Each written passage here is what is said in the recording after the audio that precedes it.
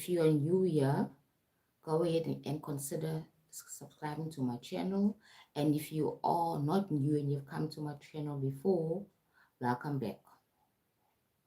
Today we're talking about a very interesting topic. We're talking about scarcity, right? Uh, a narrow perception links to scarcity. Scarcity narrows your perceptions about life and about yourself. Scarcity is not only about how much money you have in your bank account or how much things you own. It's also a feeling of not having, a feeling of not enough. It is very somatic in nature, very visceral in nature. That's why scarcity is about being restricted, being confined, and abundance is open. So when a person is living in abundance in their mind, remember this is psychological state of mind. It's a mindset.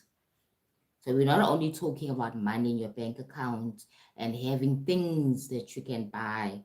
We're speaking about the common concepts of psychology here, right? The idea that personal developments, that scarcity narrows your perception, and that's a true thing because when you are living in scarcity, it narrows your perception about yourself and about life and possibilities as well. It's quite interesting concept because my people seem to think that money is about, or abundance is about only money. Abundance is also just a feeling because you can get abundance in many forms, not just in money form. Okay, so let's continue here, right? When people feel scarcity, whether it's money or time or opportunities. Now remember I said that that abundance is not only about money, it's about time, opportunities, feeling safe, feeling welcome, feeling accepted. Right, so today we're going to talk more about this concept, right? Scarcity narrows the perception.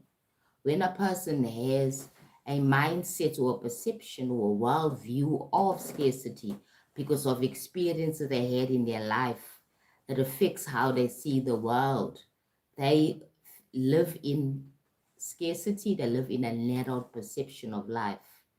Now, they feel there is no possibilities, no opportunities at all because they've restricted themselves.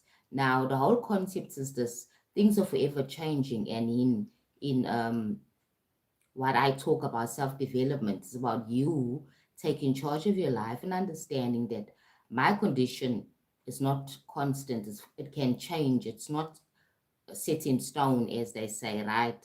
So when you are living in scarcity in your mind, you can't tap into that perception because you're too focused on the lack of not having on your current situation. You're not looking at possibilities. Okay, now when people feel scarcity, whether it's lack of money or time or opportunities in their life experience or in their relationships, their attentions tend to focus intensely on that feeling of scarcity, of lack, of restriction. You feel confined. You feel, sometimes in most cases, you're feeling helpless because you haven't expanded your consciousness. You haven't looked outside your situation. You haven't allowed yourself to expand your mind and see that there is opportunities for you out there. Okay, that things are not always going to stay the same. I think what it does is this: it affects the nervous system. Poverty affects the nervous system. And when people are povertized or living in poverty as a young child, you tend to have a very not safe feeling in your body because not having enough food puts you into a state of flight or fright. You're constantly nervous and anxious: when we're going to eat again. Are we going to be safe? Is it going to be electricity? You know, will there be food today? Things like that. You see, so that's the reason why I'm talking about this concepts about scarcity.